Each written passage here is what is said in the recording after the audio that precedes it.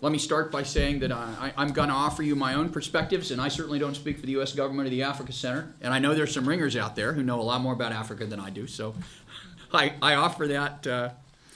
I encourage you to challenge my positions, and I look forward to our discussion. I'm going to talk for a little less than 30 minutes, and then, and mostly, I'm not going to talk a lot about the current status of African security institutions, or about the ongoing evolution from regime survival to national security to human security. I mean, those are topics you're going to revisit a lot of times in the coming week.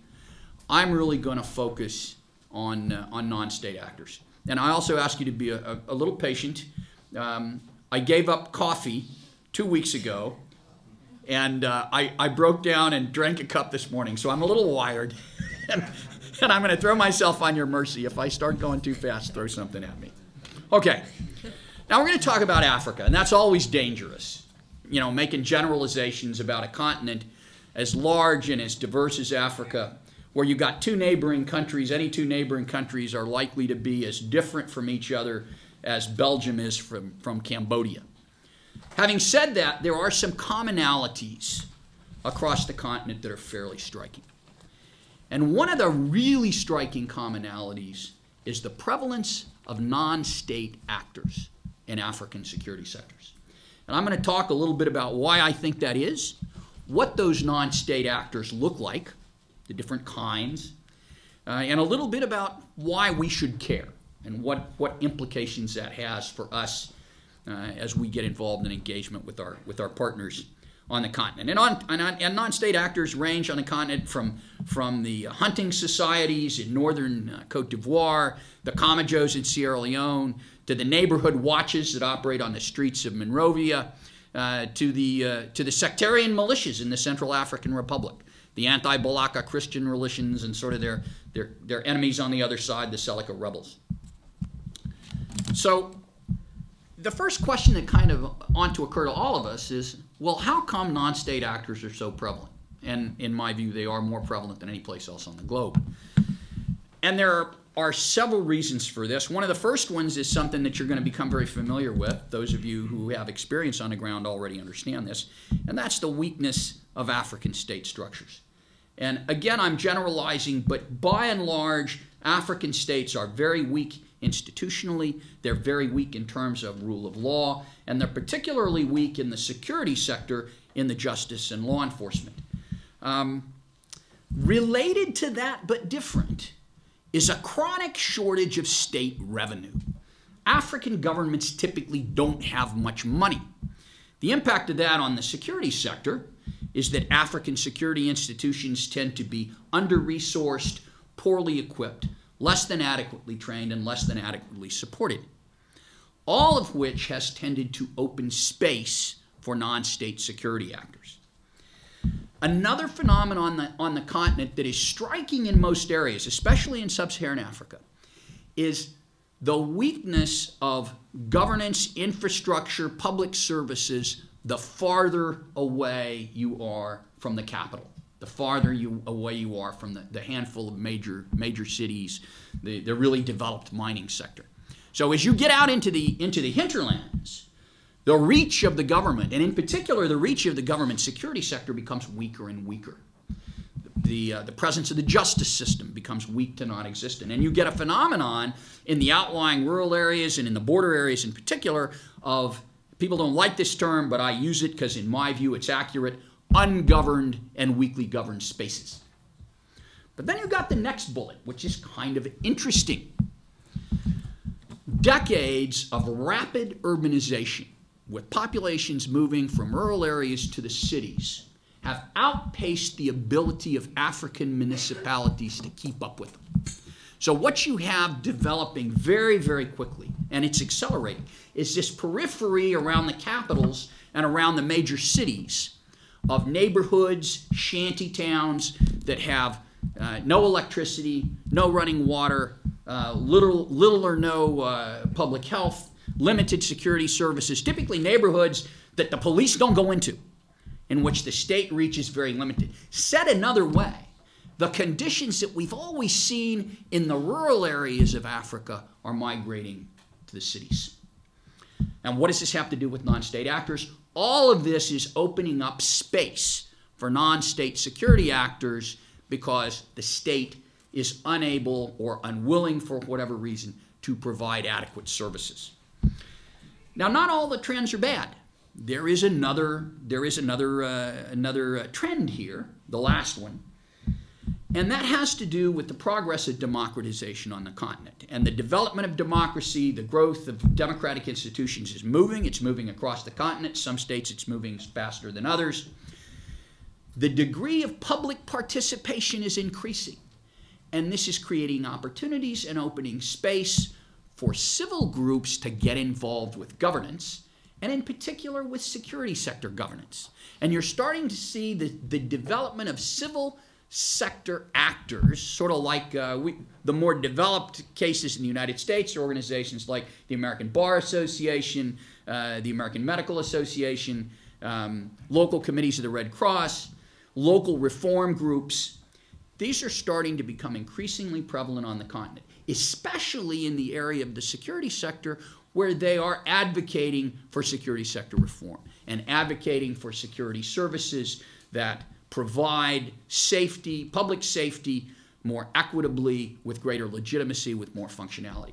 One of the interesting developments is a lot of African governments are embracing these groups and accepting them as partners in their efforts to reform and develop and address problems within their own security institutions. Okay, I want to talk a little bit about how large and complex the security sector is, so we all keep in mind we're talking about lots of different institutions here and lots of different stakeholders, not all of whom are in the government. The three big pieces here are the two at the top, and that's on the left, that's your security services, what I like to call the guys with guns, or increasingly these days, the guys and gals with guns. Those are the folks that actually deliver security. And then on the right, you have that part of government that provides oversight and accountability to those guys with guns. The legislature, the executive branch, the office of the president, ministries of defense, ministries of justice, the justice system itself. And you can argue which one of these boxes the justice system really fits in. The bottom one is kind of interesting, and we call it civil society. How you define it depends on who you talk to. But organizations like the media, a free press, citizens groups, CLEAN, a civil society organization in Nigeria, a nonprofit that advocates for reform among the Nigerian law enforcement and justice community, and is a very effective force. So those are kind of the three big pieces, but then you've got these pieces on the right and left, and on the right, that's us, the external actors. And then on the left, you got most of the non-state actors, what I call the good, the bad, and the ugly. And we'll go in with a little greater fidelity in who all these guys are. But let me make a comment here going back to one of the favorable trends. We're starting to see an intersection between civil society groups that are interested in reforming the police, that are addressing impunity, and they're working increasingly with government oversight institutions that are formally charged with those responsibilities. There are some real opportunities there. USAID is particularly plugged into this with its access to justice programs. Okay, now let's talk about the good, the bad, and the ugly. Okay, who are we talking about? Well, at its simplest level, you're talking about the mob. And why do mobs show up? And you see them a lot if you watch Africa. They show up because people are frustrated because somebody robs my neighbor's kiosk in the marketplace, and there he goes, and there's no police around. Nobody chases him down. I don't trust the magistrate, even if they did. And so you get this level of frustration that everybody gathers around is, let's go get the guy. And unfortunately, as that continues, and as that becomes a standard response, which you can observe all too often on the continent right now, it kind of evolves into a little more formal collection, and they become vigilantes. And this is one of the major problems on the continent. Then you have religious police. Now, religious police, those of you who have served in Saudi Arabia will remember the Matawa. They're a little less prevalent on the continent, but you do encounter them now and then. Northern Nigeria is a case in point. The fourth one, that's the big one. the most ubiquitous group. Ethnic, clan, and sectarian militias. From the hunting societies to the anti-Balaka militias in the Central African Republic. And at best, these are local defense groups trying to protect local villages and communities. At worst, they are the combatants in vicious internecine conflicts within the African states of the sort that you heard from Paul Williams about. Then you've got political party militia groups. Now this is kind of interesting. This is a little bit of a good news, bad news story. As the programs, as democratization has proceeded, political leaders have begun contesting things at the ballot box. But as we know, any of you see the Gangs in New York, the movie? Gangs in New York's a great movie. It's about politics in New York back in the 1850s. And what's happening in Africa is these political leaders' idea of how you contest an election is you call your thugs out into the streets and you send them after the thugs on the other side. And if you're lucky, they're going after them with fists and maybe a couple of knives and a machete. If you're unlucky, which tends to be increasingly the case, they're carrying AKs because you can't walk 5 feet in Africa without stumbling over an AK. So the use of violence as an accepted part of the political process is creating space for these non-state actors in the security sector to influence events and influence them directly. Then you got civil defense forces. Now these are the more formally organized, clearly paramilitary and military groups. The hallmark is in Sierra Leone, the hunting societies that turn into the Kamajo, Kapra, and Danza militias. The clan militias in Somalia, the hunting societies in northern Cote d'Ivoire. These are overtly military. They tend to be very heavily armed, albeit at varying levels of capacity. And by and large, they operate completely outside the state structure, although our African partners occasionally cut deals with them. And we'll talk about that a little bit. Informal commercial security groups. Now, what do I mean by that? This is an amorphous collection of guys with guns that collect around the high-dollar activities like diamond fields to protect my diamond field and make sure my diamonds get to Freetown safely. And they're kind of sort of commercially, yeah, okay, they're doing it for money. I'm paying them.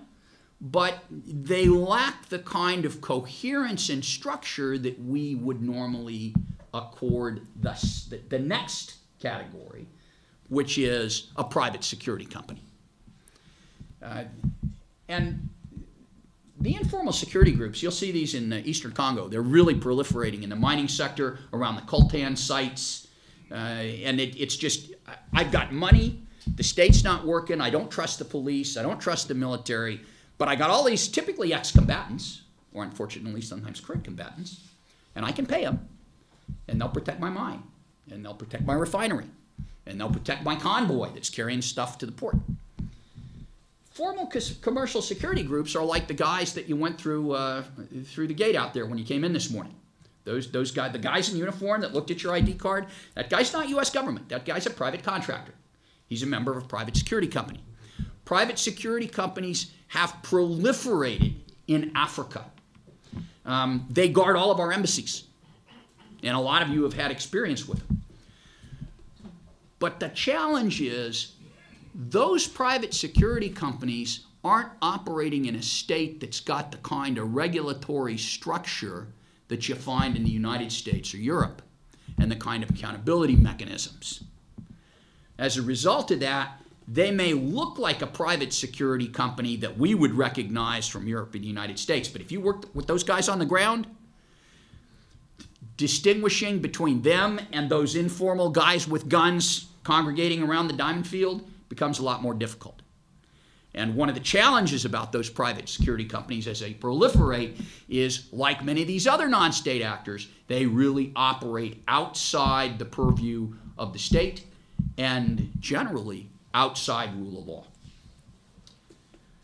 State-approved civil guarding. This is kind of interesting. This is where the state has said, look, it's looking at a neighborhood watch, or it's looking at a local security organization down in the village, and it says, well, you know, I don't have the resources to send a police patrol down there or to establish a police station, and you guys, you're kind of down there doing that sort of stuff, so I'm going to acknowledge you, either formally or informally. In South Africa, some of these relationships with organizations that are not part of the state but have some imprimatur of state authority. So are they really non-state actors? Well, that's an interesting question. The other end of the spectrum, you got the case in Liberia where the president, Johnson Sirleaf, looked at these local neighborhood watch groups, and because the Liberian police were so notoriously corrupt and ineffective, she said, well, you know what? I think those neighborhood groups are a good idea. I mean, that's literally what she said. So there's no formal relationship between those groups and the state itself, but there is certainly at least an implication that they're operating with some form of state approval, which can be good news and can be very bad news. Okay, this next one is really interesting. Customary tribal courts, native authority police, and you'll find these in varying states around the continent. What they really are is the old colonial system that survived the transition to independence back in the 60s. Technically, they're kind of, sort of part of the state, but if you work with them on the ground, and I have, their connection with formal state institutions is what you might call ephemeral. And accountability is very limited, and they are not necessarily part of the solution. And then finally, you have this real interesting final category, alternative dispute resolution bodies. Big phrase for a simple concept. Has to do with the nature of village life in Africa. The days when you could walk into a Kron village or a Loma village or a Mandinka village in Africa are long gone, if they ever existed. Communities in Africa today are heterogeneous. Now, at the same time, those communities have traditional and customary bodies that provide justice and security services and sometimes have pretty high levels of legitimacy and functionality locally. But the problem is they're rooted in clan, sect, ethno-linguistic group. So the Loma guy has a property dispute with the Mandinka guy, and the Mandinka guy wants to go to the mosque, the traditional, the mullah, that's his traditional system, it's very effective. The Loma guy wants to go to the Loma clan elders. The Mandinka guy doesn't trust the Loma clan elders for obvious reasons, and the Loma guy doesn't trust the mullah. So instead of going to their local traditional dispute, which normally works pretty well for them, they get into a fist fight. Next thing you know, neighbors are joining in, and before you know it, you got a riot covering 5 city block areas that burns down the whole neighborhood. True story, actually happened. So alternative dispute resolution bodies are a response to this. When all these different groups in the community get together and say, hey, you know what, this is just not working for us.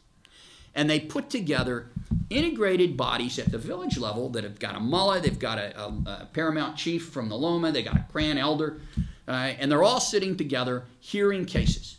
And some of the areas on the continent at the local level, these approaches have been very, very effective. South Sudan is an excellent example. So this gives you a feel for who the good, the bad, and the ugly are. You can generally categorize them into three or four broad areas. One you might call, 4 broad areas. One you might call neighborhood watches. Okay, these aren't directly providing police services. They're typically cooperating with the police. They're kind of just neighborhood concern groups. You got the same thing in the United States. Then you got non-state actors that are actually delivering policing services. They're actually taking people into custody.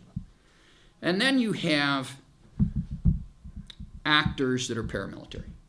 They really are a surrogate for the armed forces, playing a military role, either because levels of security of insecurity have elevated past the point that police can help, because the army isn't there, maybe the army's not trusted, maybe the conflict, everybody's become a party to the dispute. And then the 4th category are justice venues. And these proliferate throughout the continent. And the hallmark, if you talk to your taxi driver, or you talk to one of the little stall, one of the market women in the market, and you ask them, if you have a problem, do you go to the police? They look at you like you're crazy. Of course I don't go to the police. I don't go to the magistrate. I go to my local, whoever it is, my local paramount chief, my local clan elders, my local, I go to the mosque. And so in the justice area, alternatives to the formal state system have become ubiquitous. In fact, they precede the formal state system. And we'll talk a little bit about the good news and the bad news of that. Okay. The real question here, I'm going to make an assertion, and that is that you remember the ungoverned and weakly governed spaces where the non-state actors proliferate? And my assertion is that situation is not getting better. It's getting worse. State authority across the continent is receding, not advancing. And the space for those non-state actors is opening up. Not a good thing. Why is this happening? Well, part of it is sort of the bad news of globalization, the dark side. And the big event that most of you are probably familiar with was the migration of the cocaine trade from south to north to west, east into Africa, and then north into Europe. But that is only a piece of a broader story of illicit trafficking in arms, in minerals, in humans, in people, in cocaine, in other drugs, in cigarettes, that has fundamentally transformed the security picture in Africa, both because of its volume, because of the amount of money involved in it, and also because of the transnational nature. It straddles borders, it moves between states, because that's how it generates its income. So you've got this feature that is really accelerated. It's falling in on long-standing civil conflicts that have been around on the continent since before independence. Cattle rustling, water disputes, land shortages and disputes over land ownership, violent extremism, sectarian divides. The CAR is a great case in point. So the drug dealer is showing up. And here I am in my rural area, and there's a shooting war going on between the Christians and the Muslims, which is fine with me, because, hey, I'll pay all of you. And all you got to do is help me move my drugs. And oh, by the way, I can pay you in AKs if you'd rather have them instead of money. Or I can pay you in cocaine. So these two are kind of folding with each other. They're combining with these ungoverned and weakly governed spaces to create this toxic stew that is exacerbated by the very, very high levels of corruption in the African system, which you're going to talk about later this week. And central to this is the proliferation of non-state actors.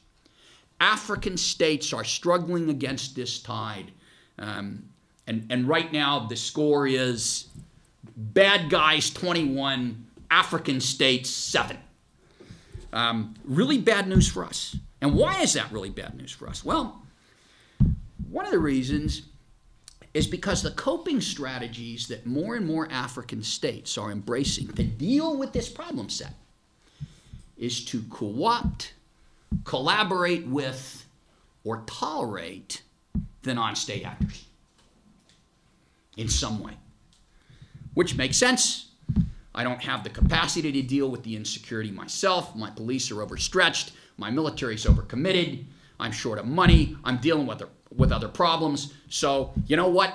I'm going to cut a deal with you guys out there on the borders in the Sahel. You just kind of, keep that from getting out of hand, and don't shoot at my police.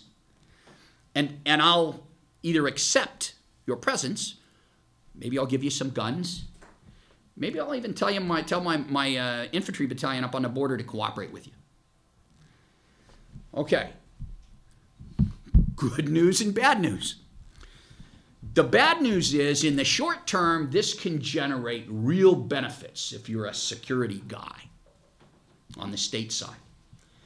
The bad news is that the long-term impact may be really bad, especially when one of the things I'm trying to do is strengthen my state security institutions, strengthen rule of law, and build an effective state security sector. Now, why does this matter to us? It matters to us because one of the pillars of our engagement with our African partners is security sector reform and security sector governance, improving the legitimacy of our African counterpart security institutions, helping them improve the functionality of those institutions. So if the Africans are dealing with non-state actors and I'm engaging with the Africans, that means I'm dealing with non-state actors. Those of you who are working Libya understand exactly what I mean. So if you're going to go down that road, what are some of the lessons we might want to keep in mind? Lesson number one, don't just look at short-term benefits. And this is for us and for our African counterparts. What are the long-term advantages and disadvantages of engaging with these non-state actors in whatever way we're going to do it? If we choose to go down that road, we and our African partners have to ask some really tough questions. How are we going to integrate these non-state actors into the state security sector, into our efforts to provide public safety and security in local communities and along the border, where we're trying to deal with terrorism, we're trying to deal with Al-Qaeda in the Islamic Maghreb, we're trying to deal with drug trafficking. How are these guys going to be paid? Who's going to equip them? Who's going to give them AKs?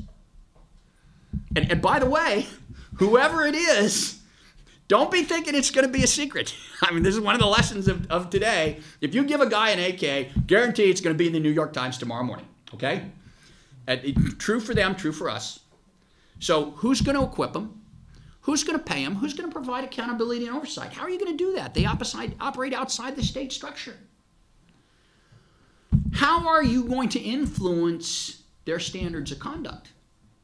And one of the things the Nigerians learned in ECOMOG, trying to kick the rebels, the RUF, out back in the late 1990s, and they're cooperating with these Kamajos. And one of the things they find out very quickly is if you embrace these guys, then when they go in and massacre a village, which they occasionally did, they are now seen as part of ECOMOG. And you just bought the consequences of whatever they did. Okay, and on that note, I think I will conclude my remarks and look forward to a spirited exchange.